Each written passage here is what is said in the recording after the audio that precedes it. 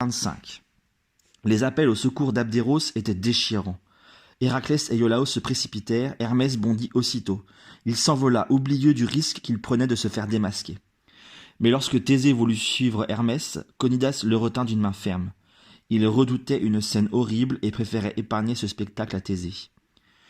Iolaos arriva le premier en haut de la dune. Ce qu'il y découvrit était indescriptible. Abderos était en train de se faire dévorer par les monstrueuses juments.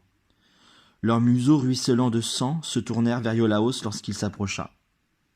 Ce qui se produisit ensuite, c'est Hermès qui le raconta à Thésée et à Conidas le soir même. Le dieu messager était inconsolable, il avait perdu son fils bien-aimé. Et il pestait contre la sauvagerie d'Héraclès. En effet, lorsqu'Héraclès était arrivé sur le lieu du drame, il avait poussé un cri perçant. Une mauvaise lueur était passée dans ses yeux, la lueur rouge de la folie. Sans que personne n'ait eu le temps de réagir, il avait saisi le roi Diomède et l'avait jeté tout ligoté au milieu des abominables juments carnivores. Les bêtes assoiffées de sang ne reconnurent même pas leur maître et elles le dévorèrent à son tour. Iolaos, vomissant, sanglotant, horrifié devant tant d'horreur, s'était détourné de cette boucherie. Hermès, lui, avait profité de la confusion pour s'approcher des restes du corps de son fils. Il l'avait soigneusement enterré, afin de lui permettre d'entrer au royaume des morts.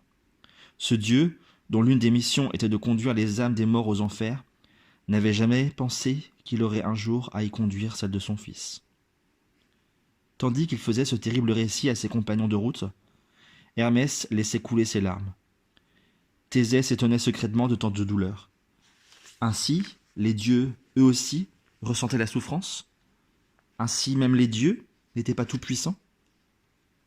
Le lendemain, Hermès reprit le chemin de l'Olympe, et Conidas et Thésée suivirent le retour d'Héraclès à Mycène. C'était un sinistre voyage. Les juments, gavés de chair humaine, étaient redevenus tranquilles. Iolaos, hébété, ne cessait de répéter « Je n'aurais pas dû le laisser seul, je n'aurais pas dû. » « Tu ne pouvais pas deviner ce qui allait se passer, » répondait Héraclès d'une voix douce. « Mais si je le pouvais, s'emportait Iolaos, je n'avais qu'à suivre mon intuition. Je ne me sentais pas en confiance avec ces bêtes. Leurs yeux surtout me déplaisaient. Ils étaient injectés de sang et je n'aimais pas la manière dont elles me regardaient fixement. Qu'est-ce qui m'a pris de laisser ce pauvre Abderos seul avec elle ?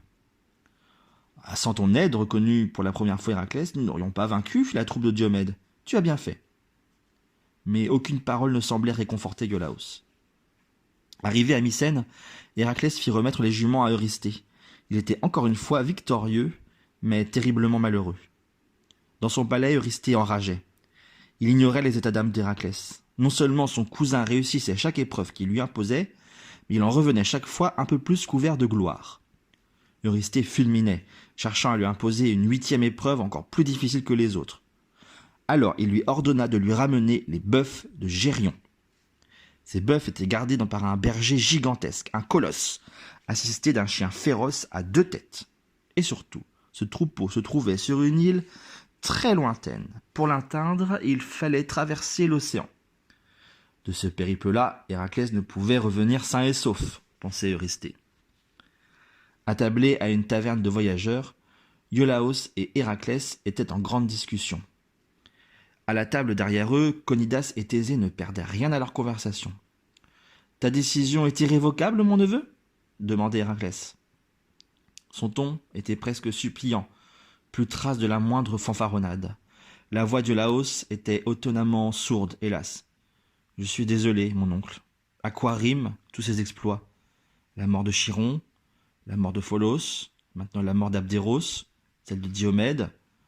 Moi, je n'ai plus goût à ces aventures. Ou plutôt, elles me laissent un goût trop amer. Je rentre à Thèbes. » D'une petite voix presque enfantine, Héraclès murmura. « Tu as bien de la chance. Moi, je ne peux pas. Tu sais, je vais avoir du mal à venir au bout de mes 12 travaux sans toi. Et je risque de faire beaucoup de bêtises. » La réponse de Laos fusa, sans appel. « Ma présence ne t'empêche pas d'en commettre. Je te souhaite bonne chance. » Iolaos se leva brusquement et sortit. Sans doute pour éviter de se laisser attendrir, pensa Thésée. Ainsi livré à lui-même et à sa solitude, Héraclès lui faisait pitié. Conidas ne lui laissa pas le loisir de s'apitoyer plus longtemps. « Nous aussi, Thésée, nous rentrons. »« Mais, et les bœufs de Gérion ?» protesta Thésée. « Je veux voir ce qui va se passer. » Plus tard, répondit Conidas d'un ton sec, plus tard.